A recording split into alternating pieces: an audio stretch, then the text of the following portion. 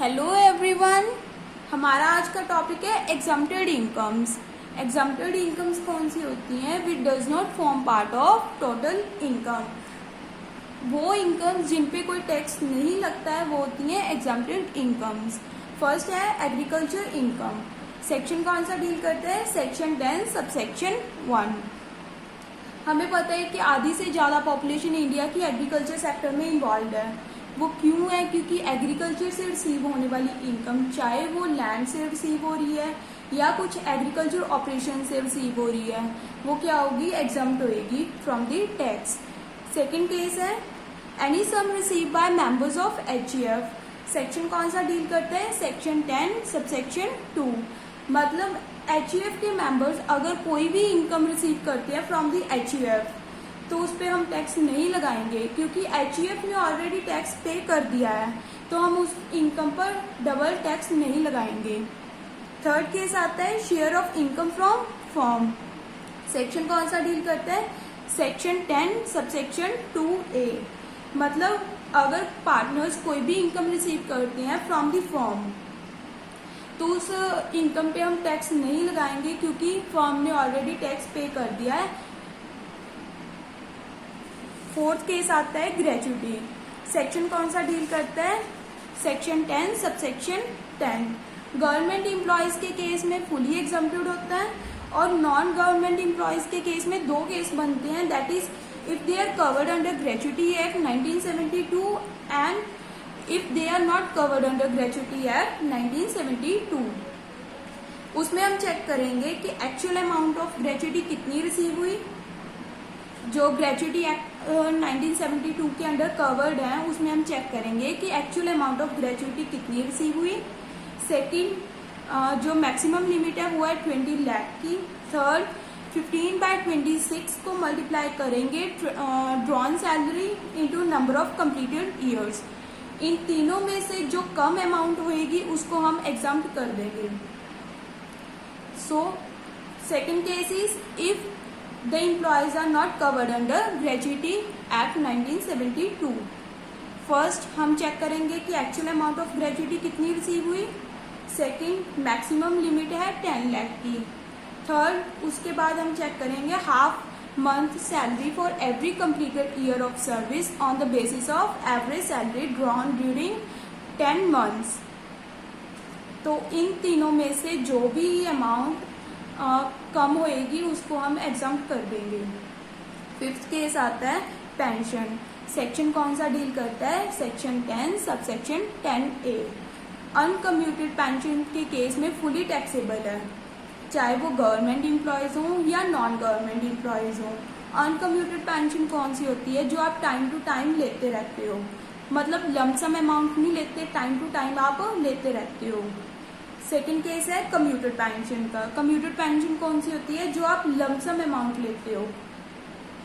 इसमें government employees के case में तो फुली एग्जम्प्टेड है।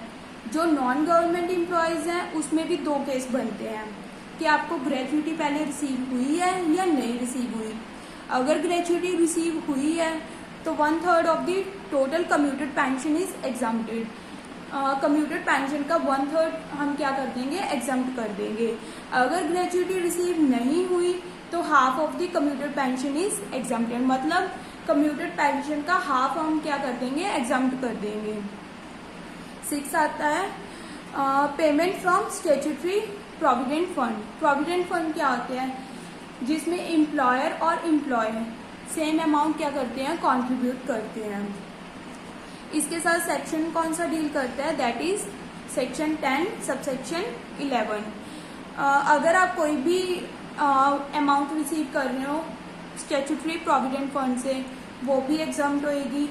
सेवंथ केस है payment from recognised provident fund. Section कौन सा डील करता है? Section 10 subsection 12। इस केस में भी एग्जम्प्ट होएगी। उसके बाद 8th है payment from super annuation. Section कौन सा डील करता है? Section 10 subsection 13। इस केस में भी एग्जम्प्ट होएगी।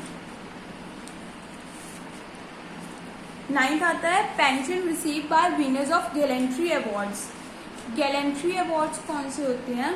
विच are notified by the government. Example है परमवीर चक्र, महावीर चक्र, वीर चक्र, मतलब अगर आप इन अवार्ड्स के थ्रू कोई भी पेंशन रिसीव करते हो तो वो आपकी एग्जाम्प्ट होएगी। 10th है स्कॉलरशिप। सेक्शन कौन सा डील करता है? Section 10 subsection 16। अगर कुछ स्टूडेंट्स हैं, अगर वो स्कॉलरशिप रिसीव कर रहे हैं तो उनकी वो स्कॉलरशिप की अमाउंट क्या होगी? एग्जाम्प्ट होएगी। 11th है income of mutual funds. Section कौन सा डील करता है? Section 10 subsection 23D।